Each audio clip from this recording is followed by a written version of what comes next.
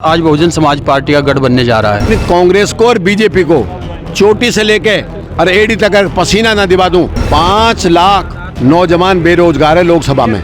लोकसभा की सीट इनको जीत के इनके झोली में डालूंगा। 1 साल में 50,000 बच्चे नौजवान लगाऊंगा नौकरी पे। मेरा नाम रणधीर सिंह बेनीवाल।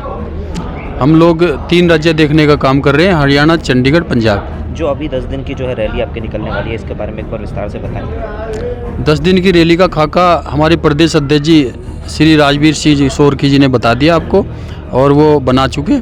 और वो जैसा ढांचा बनाया है हमारी टीम ने, उस ढांचे के अनुसार ही सारा रूट तय कर दिया गया है।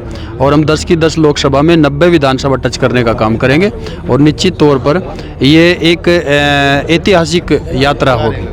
तो ऐसे में जहां भाजपा और जसपा का फिलहाल जो ये गढ़ है, और ऐसे में जो है आप यहां से जो है लोकसभा की कितने सीटों की उम्मीदें रखते हैं? देखिए, गढ़ कोई किसी का नहीं होता, परिस्थितियां समय के अनुसार बदलती रहती हैं। कोई किसी का गढ़ नहीं होता।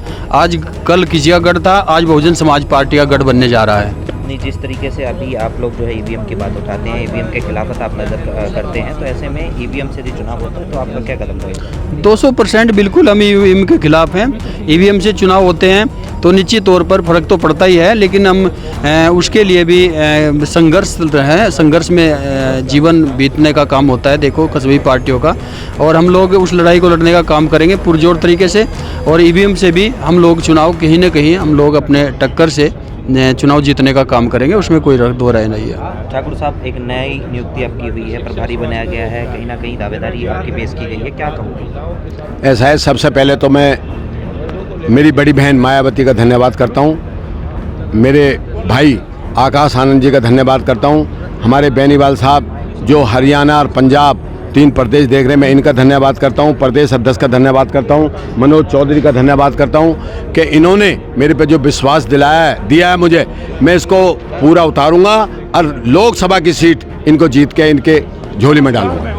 जिस तरीके से फरीदाबाद की हालत बनी हुई है, कहीं ना कहीं की अलग अलग मुद्दे जो है आप लोग उठाते हैं, तो ऐसे में किन मुद्दों पर आप ऐसा है, एक तो बेरोजगारी बहुत है।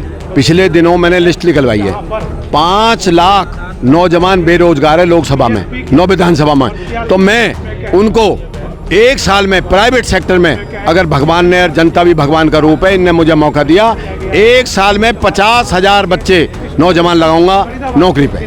अच्छा, और आपकी किस तरीके की रणनीति रहेगी? क्योंकि लगातार कहीं कि पिछले काफ़ी समय से जो है भाजपा का सांसद यहाँ से बनता हुआ नजर आ रहा है 2 बार से, तो ऐसे में आपकी क्या नीति रहेगी? ऐसा है, भाजपा और कांग्रेस लोगों ने आजमा रखी है भाई। देखो, मैं ज़्यादा तो मैं कह नहीं सकता, मगर मैं आपको विश्वास दिलाता हूँ, क्योंकि ये तो जनता तय करेगी कि किसको जिताना किसको नहीं।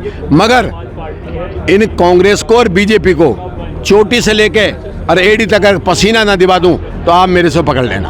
आप लोगों का सभी का सहयोग मिले, और आपके सहयोग ही हम लोगों का एक मार्गदर्शन करेगी। आपके सहयोग हमारे मार्गदर्शन को आगे ले जाने का काम करेगी। और निश्चित तौर पर आपका जब सहयोग होगा, उससे हम इस सीट को जीतने का काम करेंगे। बहुजन समाज पार्टी यहाँ पे परचम दिलाने का काम करेगी। लोकसभा का प्रभारी बनाया गया है। कल एक कार्यक्रम है जो हरियाणा में कहीं ना कहीं जो रथ यात्रा बसपा की चलने वाली है, आकाश आनंद जी भी पहुँच रहे हैं उस रथ यात्रा में।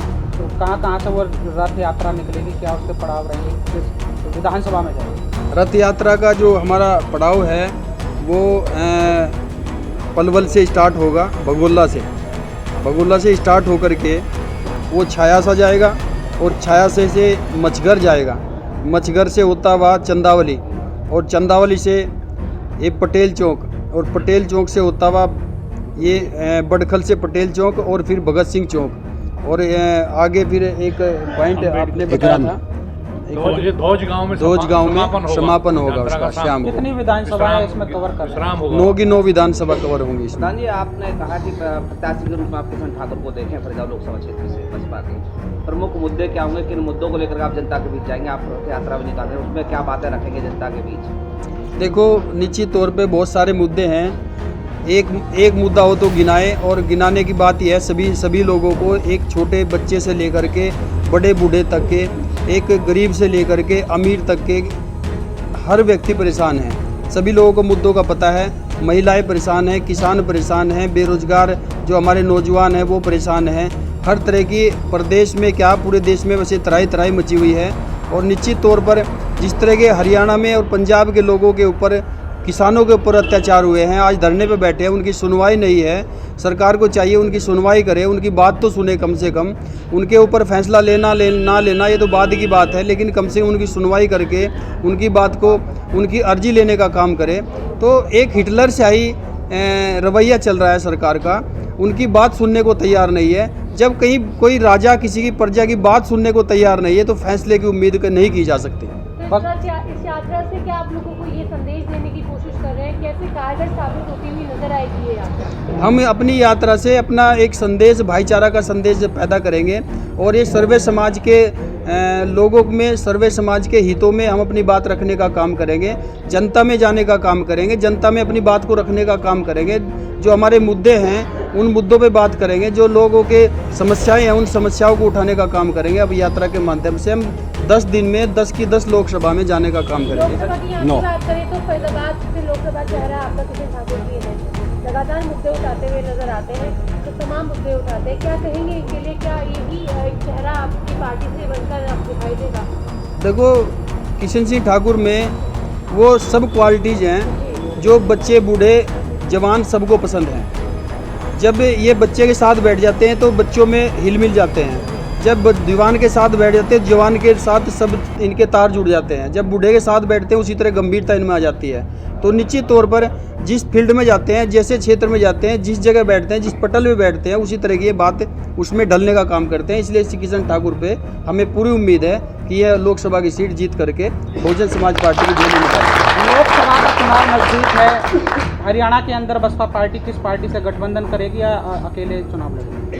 देखो, ये भविष्य की बात होती है, इसमें गठबंधन पे अभी हम कोई जिक्र नहीं करेंगे। गठबंधन फिलहाल हम अकेले ही तैयारी कर रहे हैं और भविष्य में क्या हो उसके बारे में कुछ नहीं कहा जा सकता। ठाकुर साहब आज आप कैंडिडेट डिक्लेयर हो गए हैं, तो एक अब किस तरह की तैयारियां आपकी होंगी आने वाले समय में? ऐसा है, बैठ के बताइए। सबसे पहले तो मैं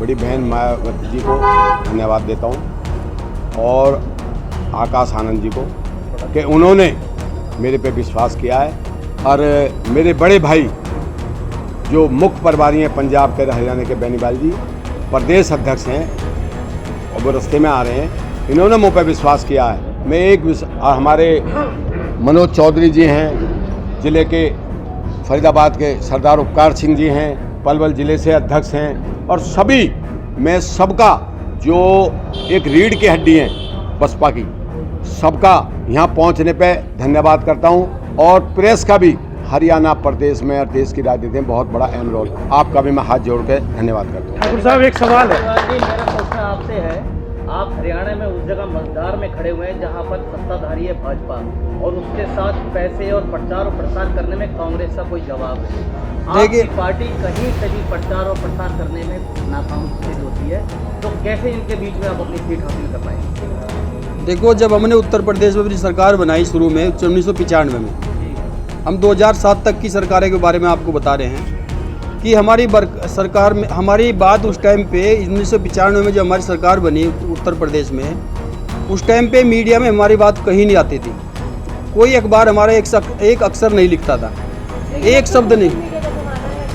वही चीज़ बता रहे हैं हम लोग। और अखबार में नहीं आती थी, टीवी पे हमारे कोई किसी तरह का कोई संदेश नहीं जाता था। याद करो डायलॉग जो बोलती थी मायावती, हर सेंटेंस आते।